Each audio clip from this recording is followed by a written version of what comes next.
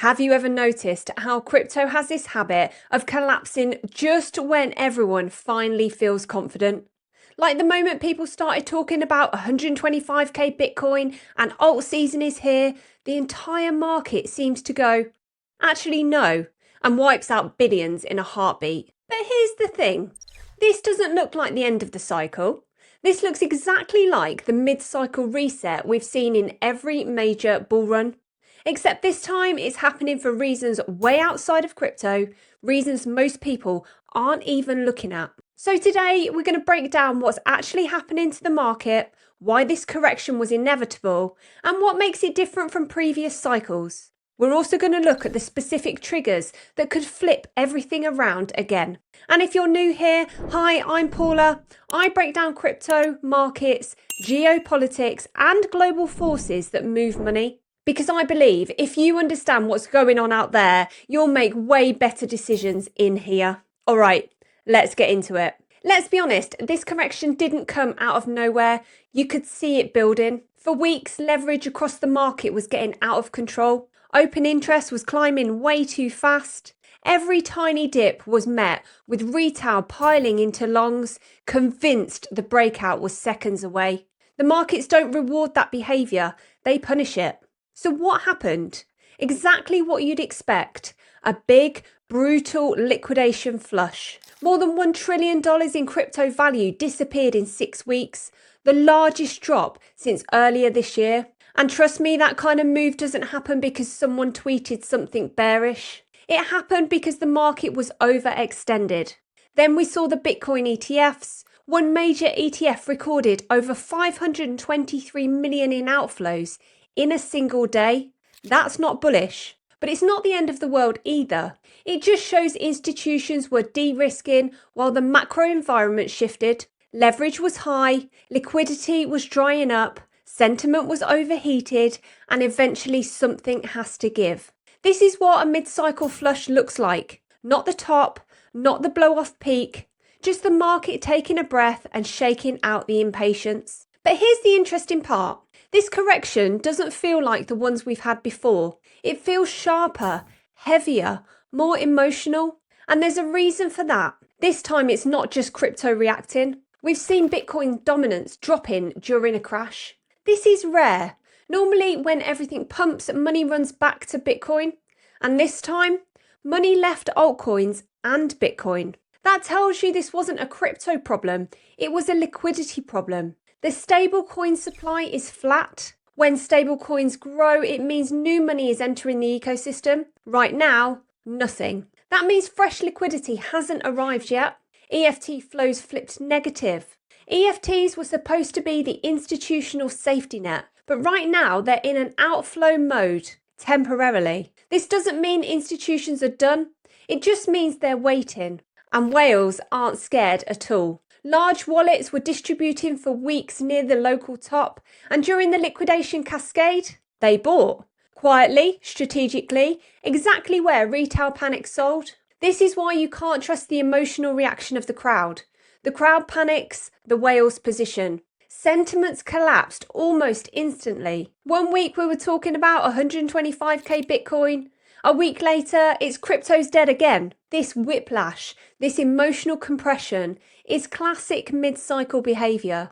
It feels like the end, right before the next expansion. All right, now let's get into the real engine behind this whole correction. Because Bitcoin didn't drop because of crypto news. It dropped because the global economy threw a curveball. Japan is in chaos right now. This is one of the biggest stories that nobody in crypto is talking about. Japan's currency, the yen, is under massive pressure. So much pressure that the government is openly warning they may have to intervene again. And just to make things more dramatic, Japan announced a 21 trillion yen stimulus package. And instead of strengthening the yen, it weakened it even further. When the yen collapses, global liquidity shakes. When liquidity shakes, crypto gets hit first. It's always the first to feel stress. Then we've got China. And its slowdown is real.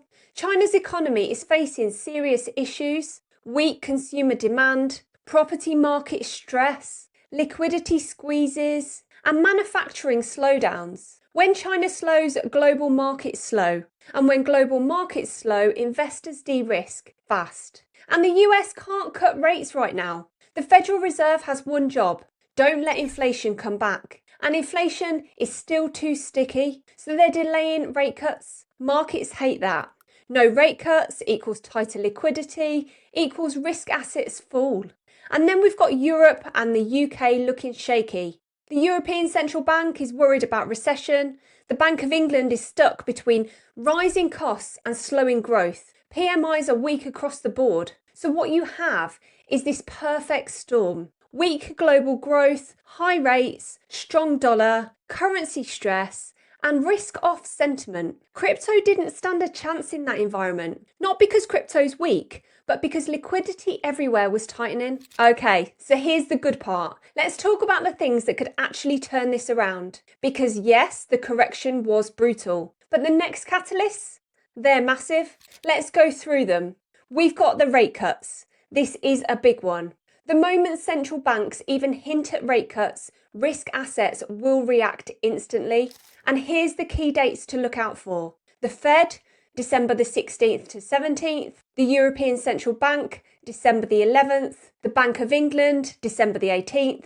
And the Bank of Japan, December the 19th. If any one of these banks signal cuts sooner than expected, the market moves. Then you've got the return of quantitative easing. We aren't there yet, but the pressure for it is building. Inflation's easing, growth is slowing, debt is getting harder to service, and currencies are starting to wobble. This is the kind of environment where QE reappears, even if quietly, even if gradually. And look, it's simple. When central banks start injecting liquidity, crypto flows every single time. And then global money supply expansion, or M2. This is one of the most important indicators nobody watches. When global M2 rises, Bitcoin historically outperforms almost everything. Right now, M2 growth is weak, but if this ramps up, that's the start of the expansion phase. We've got ETF inflows flipping positive again. Watch out for this. The moment ETFs return to net inflow, that's a major signal the bottom is forming. Stablecoin supply growth. Stablecoins are literally the dry powder of crypto. If you see billions flowing into USDT or USDC, that's smart money preparing for the next move. And finally, we've got ISO 20022 and financial system upgrades. It isn't talked about enough. The Bank of England just confirmed enhanced ISO 20022 requirements for 2027. This is about modernising global payments, better data, better sentiment, better transparency. These upgrades lay the groundwork for CBDCs, cross-border settlement, and institutional digital asset adoption. It doesn't pump the market tomorrow, but it changes the next 10 years. We should also think about the 2026 Global Crypto Tax Framework. This will change everything. Starting in 2026, countries will automatically share crypto tax data. Exchanges will be forced to comply. Transaction reporting becomes standard. Short-term, people will freak out. Long-term, institutional comfort rises because the rules are clearer. Institutions don't invest in uncertainty, they invest in stability. Let's talk about the scary part quickly. How deep could this correction go? Historically, mid-cycle corrections drop 32%, 36%, 38%. We're in that target range right now. Could it dip slightly further? Yeah, if macro worsens. But structurally, this correction is doing exactly what it's supposed to do. It's clearing leverage, it's resetting sentiment, it's compressing price, it's shaking out impatience, and it's building the foundation for the next move. Look, this correction feels brutal because it is brutal, but it isn't the end.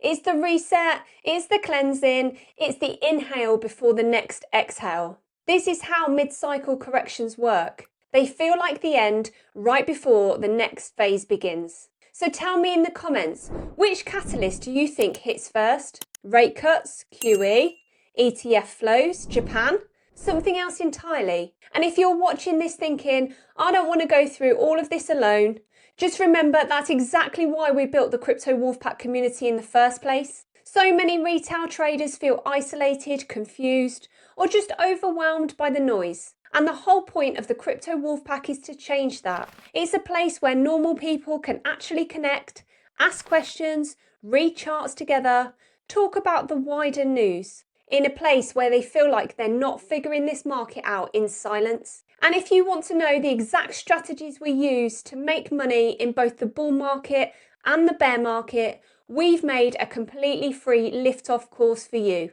The link is in the description. Come and join us. Thank you so much for watching this video. I'll see you in the next one.